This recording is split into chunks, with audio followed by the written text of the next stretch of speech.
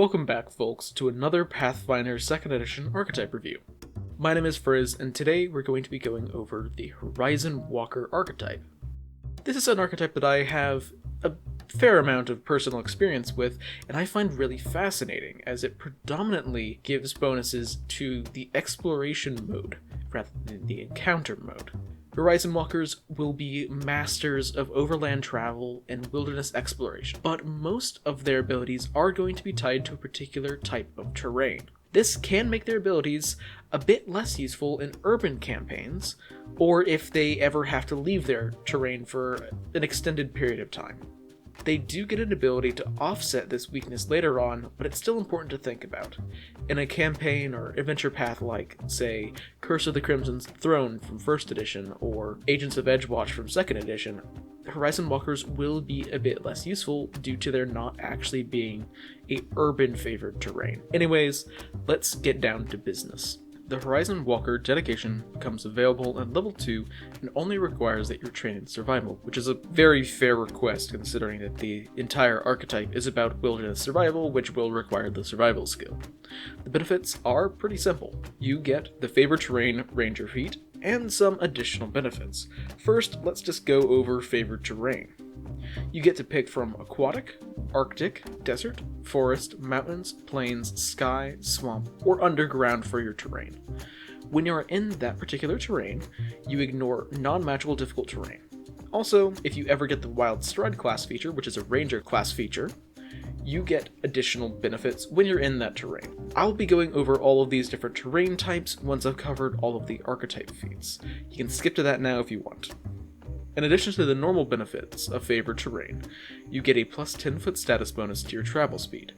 This only impacts your travel speed, so this doesn't affect your speed in encounters.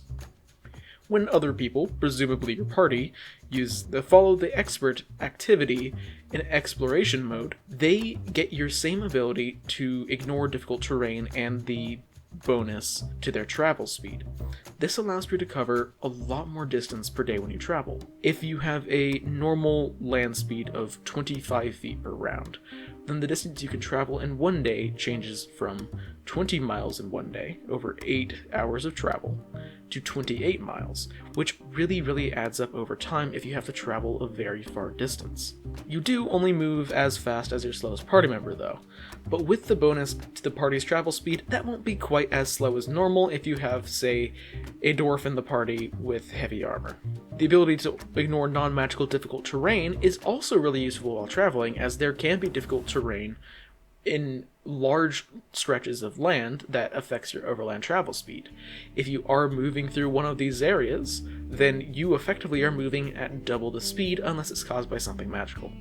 Obviously, the benefits of this dedication depend greatly on the type of campaign you are in, how common your favorite terrain is within that campaign setting, and how much your party likes to move around. If your GM likes to hand wave, traveling from place to place, then you really don't get all that much from this feat, and, if I'm being honest, all that much from this archetype. The only level 4 archetype feat that is a class feat is Acclimatization, which really helps when traveling through dangerous terrain. You get resistance to all environmental damage when in your favorite terrain, and treat temperature effects as if they were one step less severe. This resistance is equal to half your level, so it does scale pretty well as you level up. When other people choose to use the Follow the Expert activity whenever you're in your difficult terrain, they also treat temperature as one step less severe. In areas where climate is going to be really severe, like on the top of mountains or in deserts, this can be super useful as the damage from temperature is really no joke. You can offset this somewhat with particular spells or clothing, but this makes it way less dangerous. If you're mainly in a particular climate for a campaign though, this doesn't really see as much use as, temperature is not going to be as severe in, say, a forest. But when this does come in handy, it comes really in handy. Surefoot is the other level 4 feat that you can take for Horizon Walkers, and it requires being an expert in both acrobatics and athletics. This is a skill feat though, so that means that you don't have to spend a class feat taking it. It grants a +2 circumstance bonus on all skill checks to move within your favored terrain, which can be really potent depending on how you like to approach problems. Getting a bonus on, say, all checks to climb, all checks to swim, all checks to jump, all checks to balance or squeeze can be really useful, although it does only work in your favorite terrain. Depending on what your favorite terrain is, you're more likely to run into places where you need to, make checks. It might be a little bit less common in, say, the plains favorite terrain versus the mountain favorite terrain. However, this is really strong if you like to make a lot of those checks, or if your GM is prone to asking for those checks during exploration mode. At level 6, if you take the Perpetual Scout feat, you will always have an eye out for trouble in your favorite terrain. Whenever you're in exploration mode, you are always getting the benefits of the Scout activity, which gives your entire party a +1 circumstance bonus to their initiative checks. Interesting enough, you only gain the benefits of the Scout activity, so you can still move at full speed during exploration mode with this bonus, rather than being forced to move at half speed like you normally have to whenever you're scouting. If you become legendary in survival, you gain these benefits in any terrain. Bonuses to initiative are very strong, and although this doesn't stack very well because there are a lot of ways to get circumstance bonuses to initiative, this allows for your party to spend their feats or spells or gold in other ways, so then they can get other things rather than having to get bonuses to initiative. You always want to go before your enemies in combats, so this is just great. The next Horizon Walker feat available is Blind Fight, which becomes available at level 10. It's the first feat that gives a direct combat benefit to the Horizon Walker, and it makes you much better at fighting concealed or hidden creatures. The only prerequisite is that you must be a master in perception to be able to take this feat, meaning that certain classes aren't capable of taking it for a few levels. You don't need to succeed at a flat check anymore to target concealed creatures, and you aren't hidden against flat-footed creatures that are hidden to you. Additionally, undetected creatures that are adjacent to you and that are your level or lower are only hidden rather than undetected, and all hidden creatures only require a DC 5 flat check to be targeted rather than a DC 11 flat check.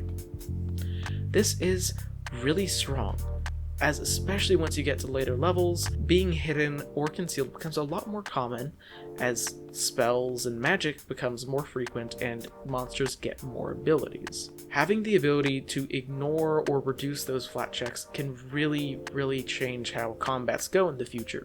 Do keep in mind that certain classes do get access to Blind Fight at level 8, so for those classes, if you really want Blind Fight, you can kind of just take it at level 8 rather than level 10. Magical Adaptation is another level 10 feat that you get access to, which gives rudimentary utility spellcasting.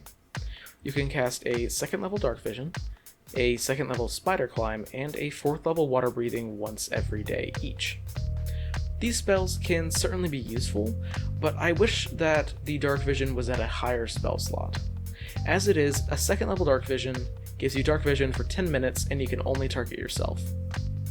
My issue is that because this only targets yourself, for any ancestry that has Dark Vision, or for any character who has, say, Dark Vision from a magical item or anything like that, getting Dark Vision for 10 minutes actually does nothing, as you can't stack Dark Vision. If the Dark Vision was just 1 or 2 levels higher, then you'd be able to target someone else with it, and that would make it far more useful, while not being too broken in my mind. The Spider Climb is a lot less situational though, as being able to give a party member a climb speed is really nice, and it can help get particular party members over obstacles that they might have difficulty otherwise. The water breathing is really nice, as it allows for the entire party to stay underwater for days and days at a time, as you can just cast it every day and it lasts until your next daily preparation. This can set up for some really fun adventures set underwater, although you do need to keep an eye out for anyone casting Dispel Magic, as that has potentially TPK kinds of consequences. Also at level 10, Terrain Master becomes available, and useful enough feat that I almost feel like it's required.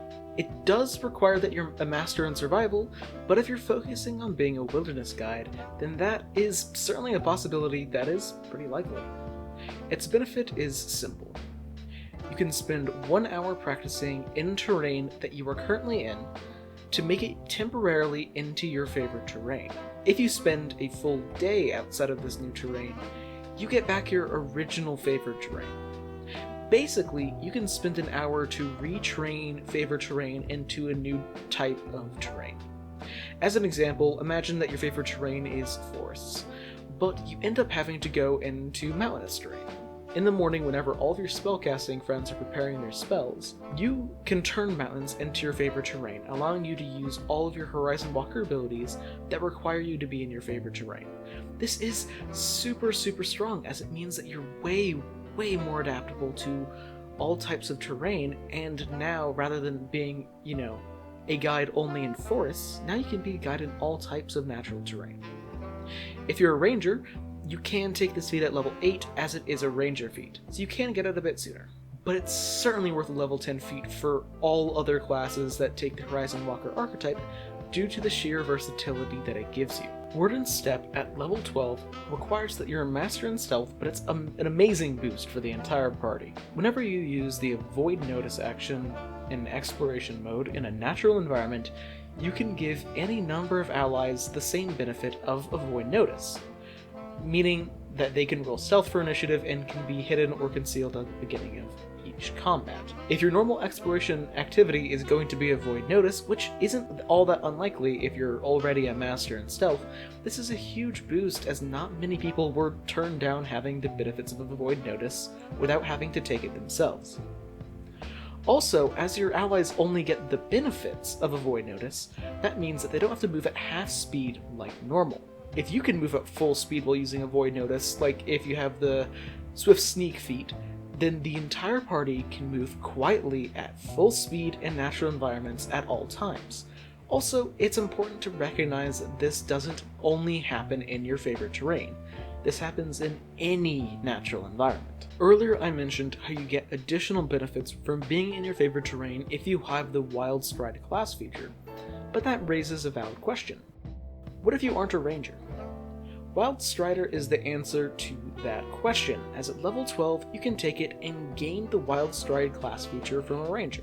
Its benefits are pretty simple, allowing you to ignore non-magical difficult terrain and treating greater difficult terrain as if it was normal difficult terrain. You can't use the ability to ignore non-magical difficult terrain to, get rid of this greater difficult terrain entirely, but it does reduce its effectiveness substantially. Difficult terrain can be a real pain to deal with if you're a frontline character, so being able to ignore it is really convenient and allows you to be much more mobile. Although, the higher that your level gets, the more likely you are to run into magical difficult terrain, as generally there are going to be more magical effects the higher level you are. As you have favorite terrain due to your dedication, you also get additional abilities when in your favorite terrain, and these abilities will change if you adjust your favorite terrain using Terrain Master. Anyways, it's about time for me to go into far too much detail about every single favorite terrain that you can take. Let's get into it. The aquatic terrain type is very varied, as it can be applied to rivers, ocean, lakes, or underwater environments. It's important to keep in mind that areas can actually fall under multiple types of terrain. So something like an underground lake can simultaneously be an aquatic terrain because, it's a lake, and an underground terrain due to, it being underground. In most types of campaigns, aquatic terrain isn't really all that likely to come up, unfortunately, as unless your character is specifically built with it in mind, being in aquatic terrain is often really dangerous. A lot of different strategies and styles of combat just don't work well underwater. The exception for aquatic terrain not coming up very often is if you're on a boat. I don't believe sailing is technically aquatic terrain as you're in an artificial environment, but I'd say it counts well enough to get the benefits. Almost every campaign will end up on a boat at some point. I don't know why, but it happens all the time. So I feel like this is a nice way to make this a bit more useful. Also, it allows you to play a pirate, which is always fun. You're pretty likely to run into cold environments underwater, so the Acclimatization feat will certainly come in handy. Additionally, there's a lot of different ways that water can create difficult terrain, so your ability to ignore it might also come in handy. Later, if you get the Wild Stride class feature or the Wild Strider feat, you get a swim speed equal to your land speed when you're in aquatic terrain. This is a lot of fun, and it makes you so much more effective underwater. If you already have a swim speed from another source, you get even faster with a plus 10 foot status bonus to your speed, which makes you even more of a menace. Overall, having the aquatic terrain as your favorite terrain is really nice, but it probably won't come up very often unless you're in particular types of campaigns, so yeah, just talk to your GM, talk to your other players. Arctic terrain is rather interesting, as you can get a lot of use out of many of the Horizon Walker class features in Arctic terrain. There's a lot of difficult terrain in Arctic environments, and the ability to reduce temperature effects in Arctic terrain will be very useful. This type of terrain can be pretty much anything that's covered in snow or is cold. A snow-covered mountain counts as Arctic terrain, tundra counts as Arctic, like I said, anywhere with a lot of snow. Also, as someone who has walked around in a foot of snow before, I can tell you that snow is probably one of the best examples of real-life difficult terrain, as you will never get anywhere fast in a lot of snow. If your party is ever planning to go anywhere off-road in an Arctic environment, your ability to ignore difficult terrain and allow your allies to ignore difficult terrain will allow you to get around much faster. Also, as Arctic environments are generally going to be pretty cold, as that's one of the defining features, your ability to reduce that temperature using Acclimatization will be very useful. Temperature is the real killer in cold environments, and your ability to offset it will help you save you and your party's lives. My general least favorite part about this entire terrain type is the bonus that you get once you get Wild Stride. It allows you to eat 10% of what you normally eat and drink 10% of what you normally drink, but only when you're in your favorite terrains. If you ever have to leave, you have to start eating and drinking the same amount of normal. By level 11 or 12, food and drink are going to be pretty easy enough for you to get by either mundane or magical means, so this generally isn't super useful. The other benefits are situationally powerful, though, as you ignore the effects of ice and snow, and you aren't affected by extreme or severe cold. As you already reduce the temperature by one step with acclimatization, you actually can't take cold damage from temperature anymore, as the highest level of cold is now reduced to extreme cold, which you are completely ignored. Overall, the Arctic favored terrain is very nice, but the Wild Stride benefit you get is a little bit underwhelming. The desert terrain actually shares a lot of similarities with the Arctic terrain, even if it is often on the other end of the temperature spectrum. Deserts are very hostile environments, and often entire campaigns can take place within arid settings. Desert terrain qualifies as sandy and rocky deserts, but also badlands. Technically, the outback in Australia is not a desert, but it should count as one for favored terrain. Pretty much anything where it is really arid and water is a major concern is a desert as far as Pathfinder is concerned. You'll run into a lot of difficult terrain in deserts. As rules as written, loose sand is actually difficult terrain, so being able to ignore it will be really useful and can really help speed up the party traveling. Similarly to Arctic terrain, being able to reduce temperature effects is going to be really valuable in a desert, considering that in the day it's really hot and at night it gets really cold. You don't care, because you reduce it both ways. That's what Acclimatization does for you.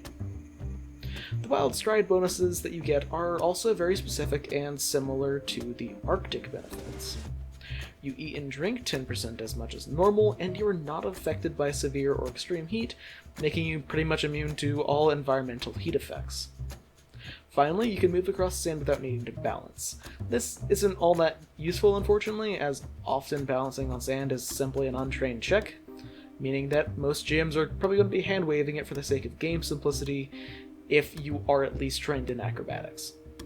Forests are a very common setting for campaigns, and for a good reason. This might just be because I have grown up in a forest, but a good, nice forest feels wonderfully comforting, and a corrupted forest feels incredibly uncomfortable. Again, that might just be because of my personal experience, but but apparently you guys are here for my opinions anyway, so Pretty much anywhere with a good amount of trees counts for being a forest, if I'm being honest. Like, taiga, jungles, deciduous, who cares? It's trees. It's up to the GM, really, if, like, a copse of trees that isn't very large, maybe only an acre or two, counts as a forest, but I'd personally include it, as even something that small can share some similarities with an actual forest. Difficult terrain is pretty common in dense forests due to undergrowth, so being able to ignore it using your dedication is very nice. Unfortunately, acclimatization is a little bit less useful in forests, though, compared to other types of terrain, as temperature effects are a bit less common. You can still absolutely have some edge cases where it is useful, like, say, in northern forests like taiga, or in jungles where it can get really hot and uncomfortable, but generally it will come up less often. The Wild Stride bonus that you get is simple.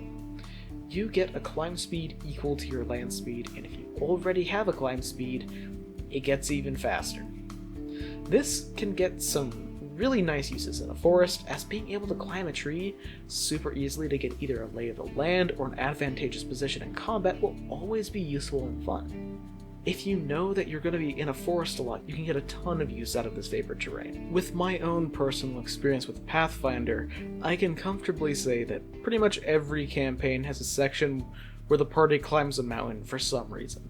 This is due to all types of different reasons, but mostly, mountains just make for incredible set pieces, and on the GM side of things, you can get a lot of really interesting challenges because the party's climbing a mountain. There's all different types of ways that mountains make traversal interesting and hard. Due to this archetype being all about traversal, you can make moving up and down a mountain way easier than it would be otherwise. There's a lot of types of difficult terrain on mountains, from all different types of sources. Rockfalls can create rubble, undergrowth can be really dense depending on the mountain type, and moving up steep inclines also does actually count as difficult terrain. All of this you can ignore using your dedication, and if you're doing overland travel, then your party can get the same benefits just by following the expert. In particular, I feel like the Surefoot feat might come into play more often in mountainous terrain than any other type of terrain, as climb checks are going to be pretty common. Also, the Acclimatization feat will certainly be useful, as the higher up you go, generally the colder it will get, unless you're like climbing a volcano or something. In that case, you have an entirely different set of danger, but hopefully be ready for them. The Wild Stride feature that you get for mountainous terrain is exactly the same as forested terrain. You get a climb speed equal to your land speed. This is even more useful in mountainous terrain, as now you can climb up pretty much any mountain without needing to roll an athletics checks and risk rolling a 1. Taking plains as your favorite terrain is a really safe often, especially if you know you're going to be in a more urban setting. Farmland and savannas are explicitly called out as counting as plains, so there's a lot of different areas that you'll be able to use this. If you're in more of an empire sort of setting with a bunch of different cities, there's going to be a lot of farmland, so yeah, you can get a lot of utility out of this. Unfortunately, you don't actually get a whole lot out of your other Horizon Walker abilities. Plains or grasslands don't generally have all that much difficult terrain compared to the other options outside of particular types of plains. Also, plains are generally a more temperate sort of terrain, similar to forests, so acclimatization is likely to not be quite as useful. What is very nice, though, is your Wild Stride benefit, which gives you a plus 10 foot status bonus to your land speed. As this is a status bonus, it does actually stack with the circumstance bonus to your travel speed that you get from your dedication. Now you're even faster during overland travel, as you can just zip through plains at incredible speeds.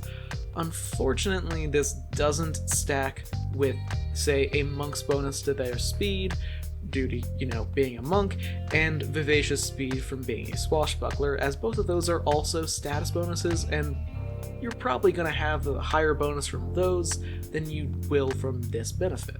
Also, if you're traveling with your party, they don't get this benefit, so you're not going to be any faster if you have any slowpokes in your party. It's still very strong, however. An extra 10 feet of movement can really save your life. Again, Plains is a very safe option.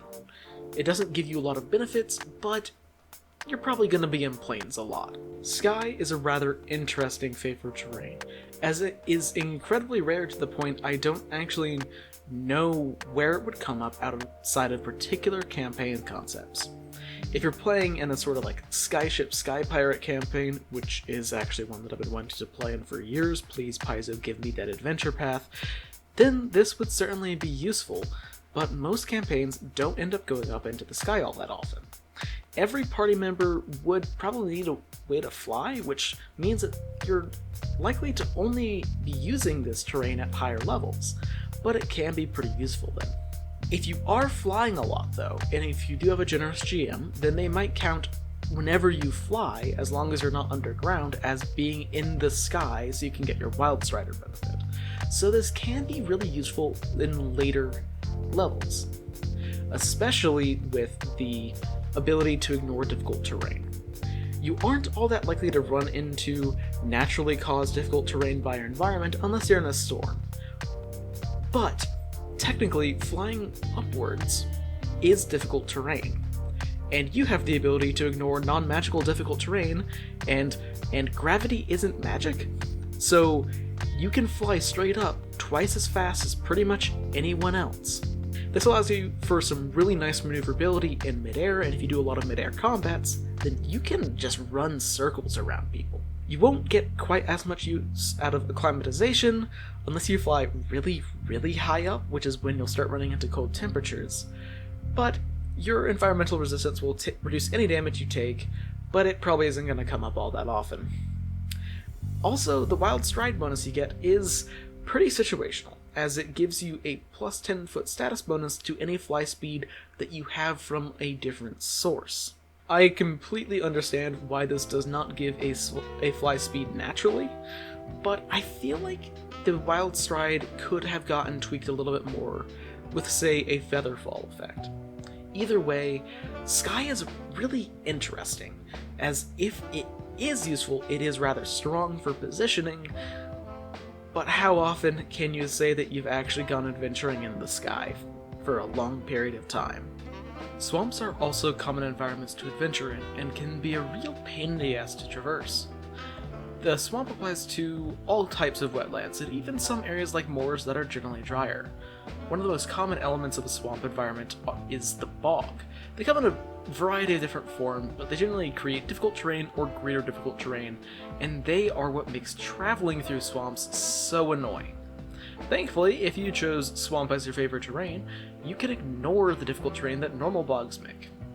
Unfortunately, Acclimatization won't find as much use in swamps, as despite how uncomfortable they can be to, be in, they generally don't have such extreme temperatures that will end up hurting you. The Wild Stride benefit of bogs is somewhat situational, but very, very useful in the situations where it is relevant. You can just ignore the effects of bogs, even if they would normally require you to make swim checks, or if they would be difficult terrain, you just completely ignore them. Unfortunately, because you can't extend this benefit to the rest of your party, you actually won't be able to travel through swamps faster. But if you end up in an encounter in an area with a bunch of bogs, you'll be able to run circles around anything else in the combat that cannot ignore the effects of bogs. All around, the benefits from swamp being your favorite terrain are pretty situational, but it isn't that big of a deal if you can simply swap your favorite terrain to swamp with Terrain Master. It's not my first pick for what I would choose, but it is nice in particular situations. Out of all of these terrain types that I've gone over, none of them are quite as common as simply being underground. Every adventure seems to go into a natural cavern. It seems like it's required at this point to be even called an adventure. Underground terrain does only apply to Caves and natural underground places, though. The way that I generally tell is if the stone has worked, it's not underground terrain, that's a house. Despite this restriction, you're pretty likely to be in these sorts of environments often. If you've played in any significant amount of time, you'll probably recognize that, yeah, you're going to be in a lot of caves. Unfortunately, the actual benefits of being a Horizon Walker don't matter quite a lot if you're underground, as you aren't very likely to be traveling long distances.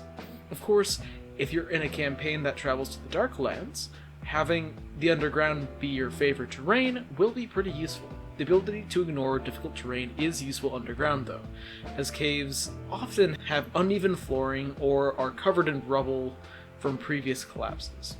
Acclimatization isn't all that likely to come into effect in my personal experience. Most caves are not going to be all that warm or all that hot unless you go really, really deep down. The benefit from having Wild Stride is really good though, as it's the same as the forest and mountainous terrain benefit, giving you a climb speed equal to your land speed. This will be really helpful underground as there's a lot of different ways that you can climb, which isn't all that surprising considering, that because you're underground, there are walls everywhere for you to climb. Overall, underground is a really solid option for your favorite terrain, especially if you know that you're going to be going there often. Well, we've finally covered everything about the Horizon Walker. It took a while, but I hope that you know more now about the Horizon Walker than before you started this video. In my opinion, it's a really fun archetype, despite it hardly impacting your combat abilities at all. However, it does only really shine to its fullest in campaigns where you travel over land and the environment really matters. In a game where overland travel is pretty much just hand-wave, to get from place to place faster, the Horizon Walker is going to lose most of its identity. If you're a GM who is watching this, and a player in your group wants to play Horizon Walker, please read up on the environment rules and start incorporating them into your game. Generally, it'll make the world feel more alive, and not just that one player is going to be appreciating it. Overall, Horizon Walkers are really, really interesting, and they're honestly one of my favorite archetypes, despite their lack of combat ability. Thanks for getting all the way to the end of this. I don't know how or why these videos keeps on getting so long, but it keeps happening. This one took a lot of work, so I'd really appreciate it if you could leave a comment or a like below, or maybe even subscribe if it fits your fancy. It honestly does help a lot to get more people to see this video in the first place, which helps me get more information on what people like so I can make better videos. Until I see you next, live a wonderful life.